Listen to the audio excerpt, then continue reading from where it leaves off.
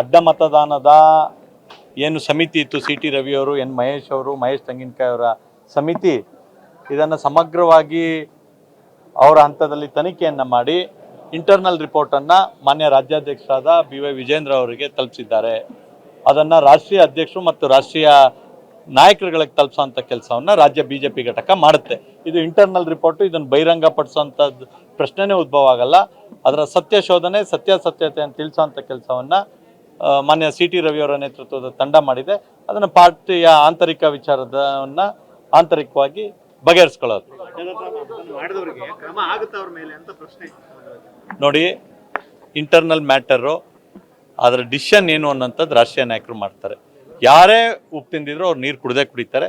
ಆದರೆ ಯಾರೂ ಕೂಡ ಪಕ್ಷಕ್ಕಿಂತ ಹೊರತಾಗಿಲ್ಲ. ಇದ್ರ ಬಗ್ಗೆ ಮುಂದಿನ ದಿನಗಳಲ್ಲಿ ಕಾದು ನೋಡೋಣ.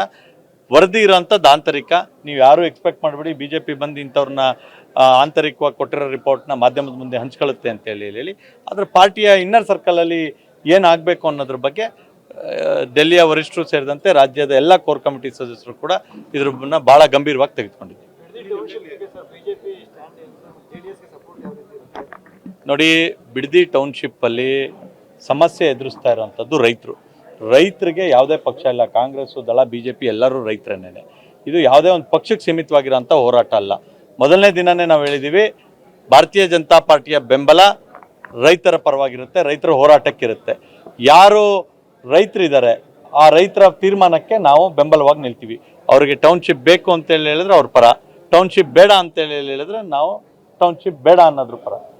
ಸಿಂಪಲ್ ಆಗಿ ಇದೆ. ಇಲ್ಲಿ ರೈತರ ಕೂಗಿಗೆ ಧ್ವನಿಯಾಗಿ ಭಾರತೀಯ ಜನತಾ ಪಾರ್ಟಿ ಹಿಂದೆನೂ ಇದೆ, ಇವತ್ತು ಇದೆ, ಮುಂದೆನೂ ಇರುತ್ತೆ.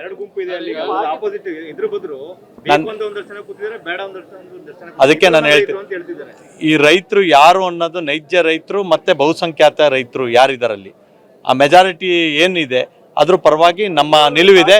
ಇವತ್ತಿನ ತನಕ ನಮ್ಮ ಪಾರ್ಟಿಯ ಸ್ಟ್ಯಾಂಡು ಅಲ್ಲಿ ರೈತರನ್ನ ಮನವೊಲಿಸಬೇಕು ಅಥವಾ ರೈತರು ಟೌನ್ಶಿಪ್ ಬೇಡ ಅಂತ ಹೇಳಿದ್ರೆ ಆ ಟೌನ್ಶಿಪ್ಪನ್ನು ಕೈ ಬಿಡಬೇಕು ಅನ್ನೋ ತೀರ್ಮಾನಕ್ಕೆ ನಮ್ಮ ಬೆಂಬಲವನ್ನು ಕೊಡ್ತಾ ಬಂದಿದ್ದೀವಿ.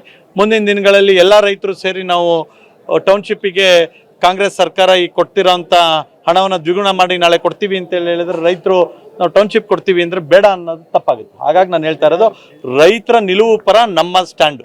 ನಾವೇನು ರೈತರು ಹೇಳ್ತಿದ್ದಾರೆ ಆ ರೈತರ ಪರವಾಗಿರ್ತೀವಿ.